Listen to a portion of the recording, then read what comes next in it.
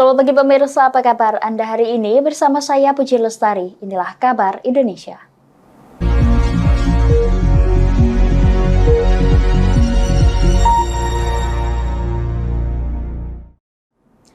Pemirsa, Presiden Joko Widodo melakukan penanaman pohon serempak di kawasan hutan kota Jakarta Industrial Estate Pulau Gadung, Jakarta Timur. Penanaman pohon tersebut dalam rangka mengatasi polusi udara dan pemanasan global.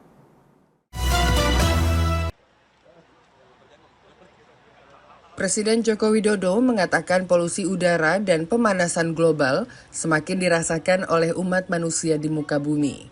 Oleh karena itu, ia mengajak seluruh masyarakat untuk menanam pohon jenis apapun di lingkungan masing-masing. Terlebih, kata Presiden saat menghadiri gerakan tanam pohon bersama di kawasan hutan kota Jakarta Industrial Estate Pulau Gadung JIEP, Jakarta Timur, Rabu 29 November, saat ini Indonesia sudah memasuki musim hujan. Sehingga menanam pohon pada musim hujan dirasa tepat, sekaligus bisa menjadi salah satu solusi untuk mencegah terjadinya bencana alam yang marak terjadi selama musim hujan. Ini musim hujan pas Desember ke sana nanti akan kita lakukan terus-menerus di seluruh provinsi, tidak hanya di Jabodetabek. Di Jakarta ada 900 titik lebih yang kita lakukan, dan ini kalau di Jakarta pohonnya udah gede-gede, nggak apa-apa, yang kecil-kecil pun nggak apa-apa. Sementara itu, alasan pemilihan lokasi penanaman pohon di hutan kota JIEP adalah karena lahan seluas 1,5 hektar ini akan dikembalikan fungsinya sebagai ruang terbuka hijau di kawasan industri Pulau Gadung. Pemirsa, Presiden Joko Widodo di Jakarta menanggapi kritik dari calon presiden atau capres Anies Baswedan yang mengatakan pembangunan Ibu Kota Nusantara atau IKN tidak akan menghasilkan pemerataan baru. Jokowi dengan tegas mengatakan pemindahan Ibu Kota Indonesia justru akan memeratakan ekonomi dan penduduk.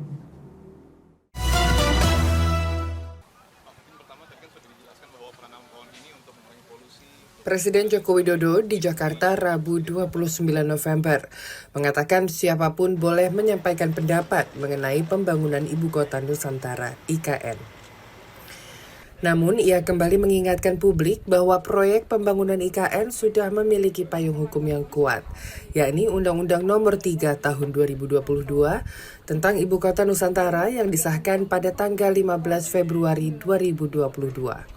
Selain itu, tujuan pemindahan Ibu Kota Indonesia dari Jakarta ke Penajam Pasir Utara, Kalimantan Timur adalah untuk pemerataan ekonomi dan pertumbuhan penduduk, sehingga Indonesia tidak lagi menjadi Jawa sentris, mengingat 58% produk domestik bruto (PDB) ada di Pulau Jawa. Sehingga kita ingin Indonesia sentris. Ada di pulau lain juga ada pertumbuhan ekonomi, di pulau yang lain selain Jawa juga ada titik-titik pertumbuhan ekonomi baru yang kita harapkan itu. Jadi juga penduduk, populasi Indonesia ini 56% ada di Pulau Jawa, yang 17.000, yang lainnya mestinya kan ada pemerataan. Pernyataan Jokowi ini sekaligus menanggapi kritik dari calon presiden nomor urut 1 Anies Baswedan, yang mengatakan tujuan membangun kota baru tidak akan menghasilkan pemerataan baru dan hanya membuat ketimpangan dengan daerah di sekitarnya. Anies juga sempat menyebut pemerintah telah salah mengambil langkah. Pemirsa, Menteri Koordinator Bidang Politik Hukum dan Keamanan Menko Polhukam Mahfud MD buka suara soal adanya dugaan pembocoran data pemilihan dari situs KPU Republik Indonesia. Mahfud MD meminta KPU lebih berhati-hati agar tidak mengganggu rangkaian pemilu 2024.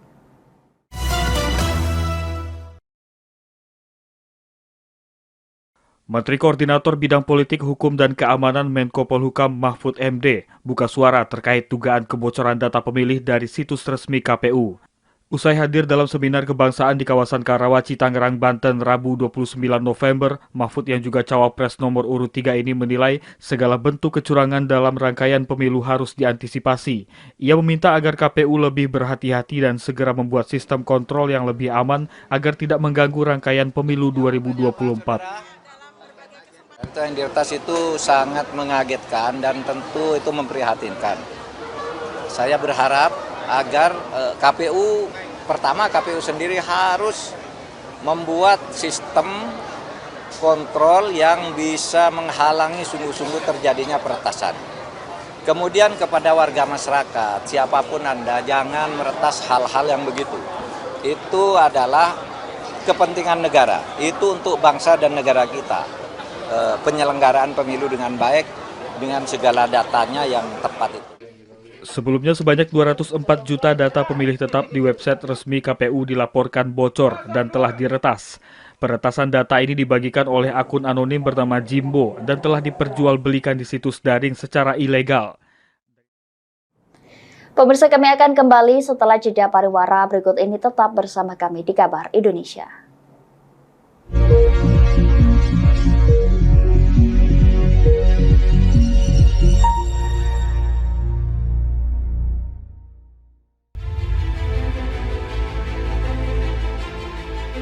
Memberikan pinjaman uang kepada saya dengan bunga 8% per bulan. Membedah opini narasumber, menggali lebih dalam untuk mendapatkan perspektif baru yang lebih faktual. Masalahnya, nota perbaikan kapal itu semua ada di saya. Kenapa Tomo bisa menunjukkan? Demi mendapatkan informasi yang solutif dan terpercaya. Dalam Bedah Opini, setiap Rabu jam 11 siang hanya di Lingkar TV.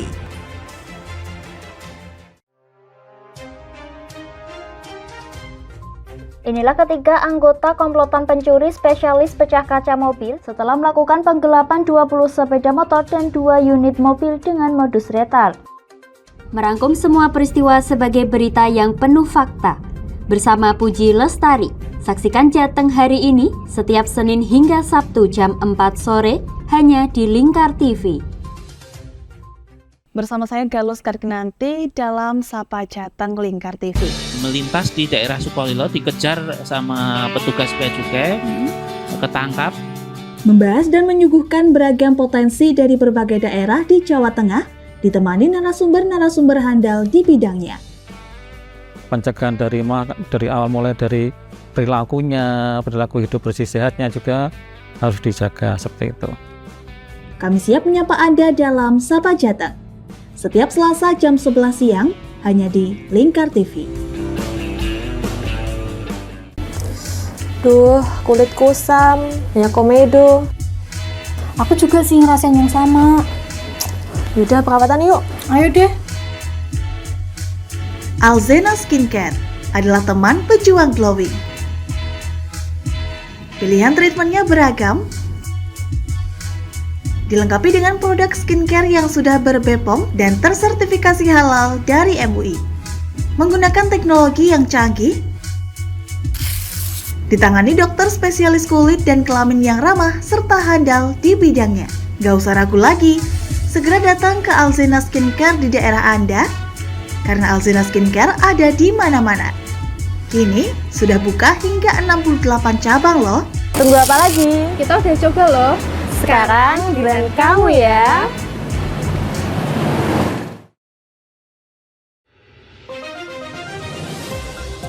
Modus kedua pelaku ini berpura-pura kehabisan bahan bakar kendaraan. Setelah pelaku dibantu, mereka kemudian melakukan kekerasan dan mengambil paksa sepeda motor korban. Saat tiba di lapangan terbang Okbab, rombongan langsung dihadang 5 orang yang mengaku sebagai anggota KKB. Yakni melakukan bujuk rayu kepada korban yang merupakan santriwati pada momen kegiatan belajar mengajar khusus. Menyajikan informasi-informasi hangat dan terpercaya bersama Kabar Indonesia setiap Senin hingga Sabtu jam 7 pagi hanya di Lingkar TV.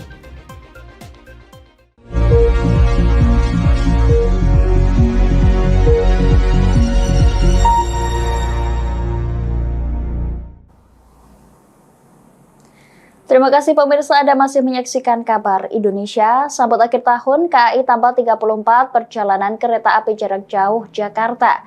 Untuk mengantisipasi lonjaknya penumpang, PT Kereta Api Indonesia atau KAI akan mengoperasikan 34 kereta api tambahan pada periode angkutan Natal dan Tahun Baru 2024. KAI menambah 311.856 tempat duduk untuk kereta api jarak jauh dengan tujuan favorit seperti Jakarta, Bandung, Solo, Yogyakarta, dan Surabaya.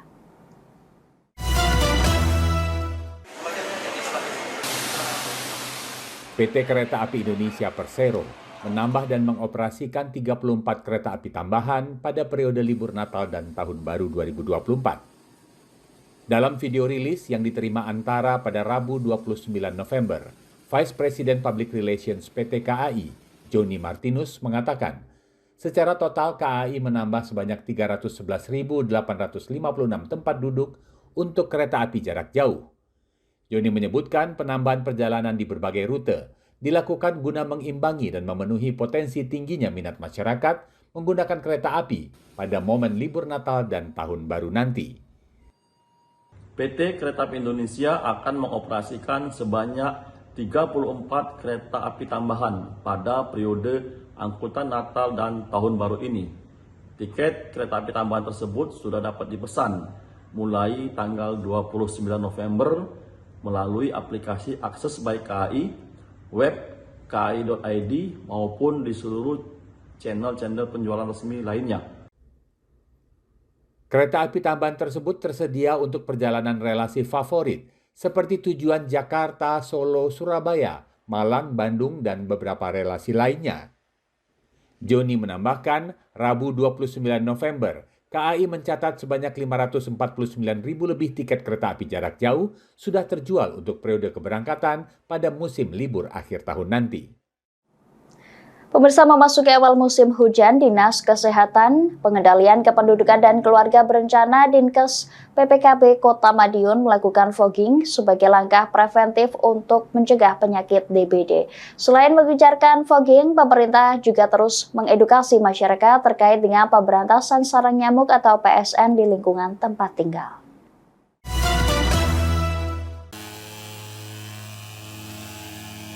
Sebagai salah satu langkah pencegahan demam berdarah denggi, DBD, Dinas Kesehatan PPKB Kota Madiun, melakukan fogging fokus di wilayah Kelurahan Winogo, Kecamatan Manguharjo, Rabu pagi 29 November. Berdasarkan data Dinkes PPKB Kota Madiun, saat ini ada 2 orang yang suspek DBD dan tengah menunggu hasil lab. Kasus ini merupakan kasus pertama di Kota Madiun selama 3 bulan terakhir.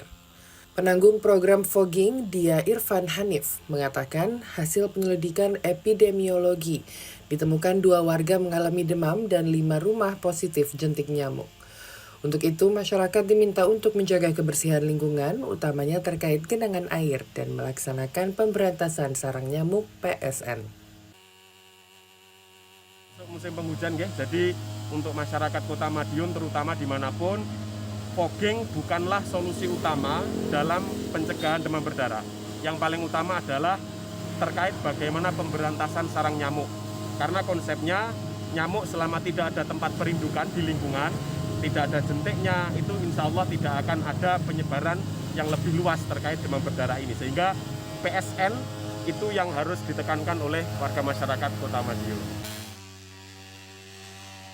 Selama tahun 2023, tercatat ada 114 kasus di luar kasus yang terjadi pada akhir bulan November ini. Sebagai preventif, saat ini upaya fogging dilakukan sebanyak 2 siklus, yakni fogging pertama dan sepekan berikutnya fogging kedua. Pemirsa, kami akan kembali setelah jeda pariwara berikut ini. Tetap bersama kami di Kabar Indonesia.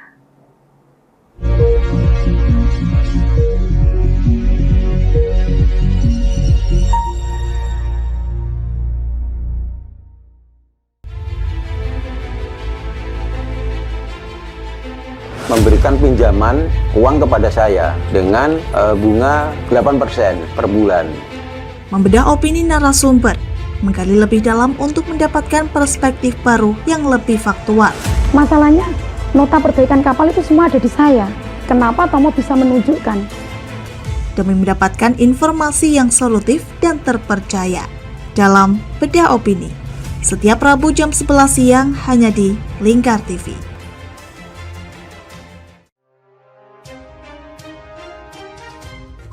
Inilah ketiga anggota komplotan pencuri spesialis pecah kaca mobil setelah melakukan penggelapan 20 sepeda motor dan 2 unit mobil dengan modus retard.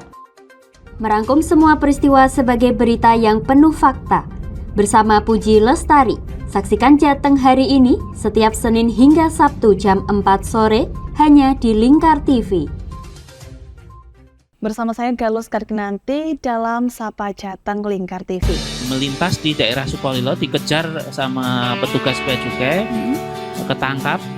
Membahas dan menyuguhkan beragam potensi dari berbagai daerah di Jawa Tengah, ditemani narasumber-narasumber handal di bidangnya.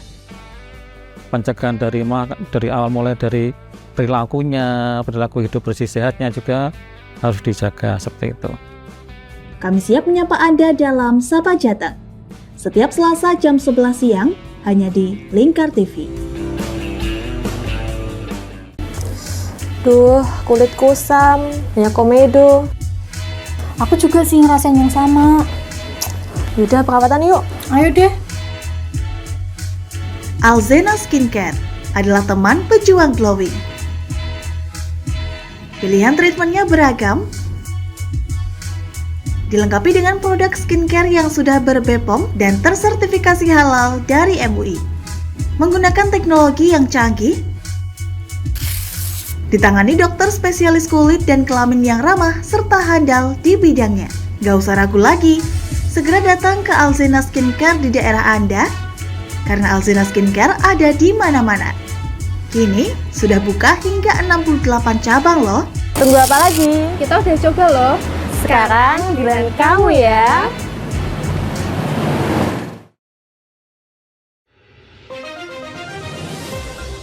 Modus kedua pelaku ini berpura-pura kehabisan bahan bakar kendaraan.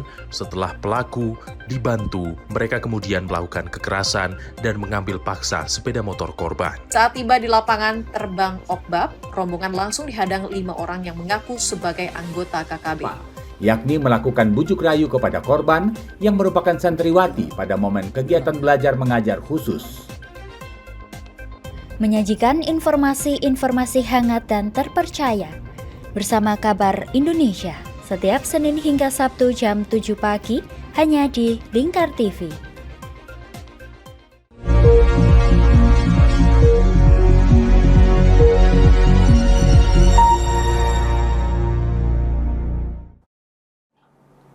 Kita ke Pasuruan, pemirsa. Dinas Pertanian dan Ketahanan Pangan PKP Kota Pasuruan menyuguhkan wisata petik anggur Belgia. Lahan kosong milik pemerintah ini disulap menjadi kebun anggur yang menarik perhatian masyarakat. Selain memetik anggur secara langsung, pengunjung juga bisa mencari tahu proses penanaman anggur dari pembibitan hingga memasuki musim panen.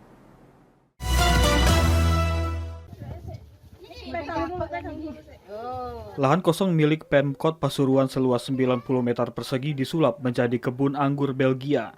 Analis pasar hasil pertanian Dinas PKP Latifah Agustini 29 November mengungkapkan sejak tahun 2018 anggur Belgia dipilih karena perawatan jenis anggur ini cukup mudah. Seperti pemupukan 1 minggu sekali, penyemprotan insektisida kala serangan hama, serta pemotongan daun. Sebagai tempat wisata di lahan ini, pengunjung dapat memetik dan menikmati manisnya anggur secara gratis. Bahkan jika ingin membawa pulang, untuk 1 kg anggur dibanderol Rp18.000.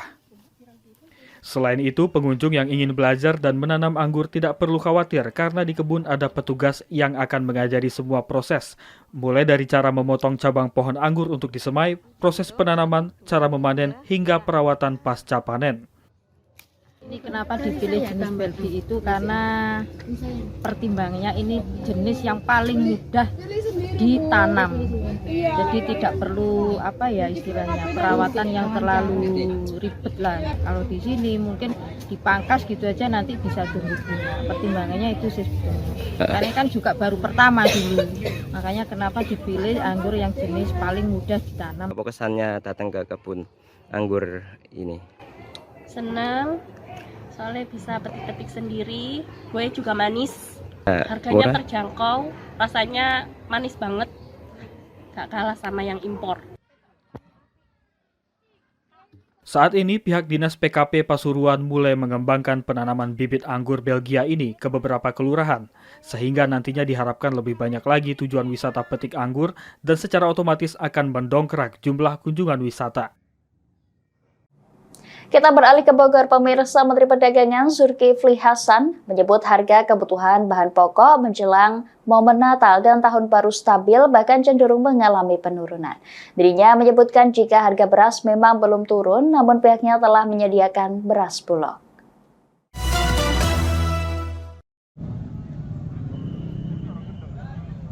Menjelang momen Natal dan Tahun Baru, harga kebutuhan bahan pokok stabil, bahkan cenderung mengalami penurunan. Berbeda dengan biasanya di mana harga kebutuhan pokok juga cenderung meningkat menjelang datangnya kedua momen tersebut. Sejumlah harga bahan kebutuhan pokok yang cenderung normal seperti dikatakan Menteri Perdagangan Zulkifli Hasan usai meresmikan 2 pasar di Kota Bogor, Jawa Barat pada 29 November. Di antaranya cabai merah yang sebelumnya ada di angka Rp100.000, kini rata-rata antara Rp65 hingga Rp70.000 per kilogram. Begitu pula telur ayam yang kini Rp26.000 per kilogram setelah sebelumnya antara Rp32 hingga Rp35.000 per kilogram. Sementara beras harganya tidak naik namun belum turun. Untuk itu pihaknya jelas Menteri yang akrab disapa Zulhas itu telah menyediakan beras bulog dengan harga Rp11.000 per kilogram. Fokus utama pemerintah saat ini jelasnya adalah menjaga stabilitas harga bahan kebutuhan pokok. Menteri Perdagangan, Wali Kota, walaupun pimpinan partai politik tetap mengutamakan perhatiannya, fokusnya kepada kepentingan masyarakat banyak, ya. Terutama sekali lagi menjelang Natal dan Tahun Baru, alhamdulillah harga-harga stabil bahkan cenderung turun, ya. Dalam kesempatan itu Zulhas juga meresmikan revitalisasi Pasar Pamoyanan di Kecamatan Bogor Selatan dan Pasar Rakyat Tanah Baru di Kecamatan Bogor Utara yang diharapkan dapat mempermudah masyarakat agar tidak perlu lagi berbelanja di pusat perkotaan. Demikian kabar Indonesia, pemirsa. Nantikan kabar Indonesia selanjutnya hanya di Lingkar TV. Saya Puji Lestari pamit dari hadapan Anda. Selamat melanjutkan aktivitas Anda. Selamat pagi dan sampai jumpa.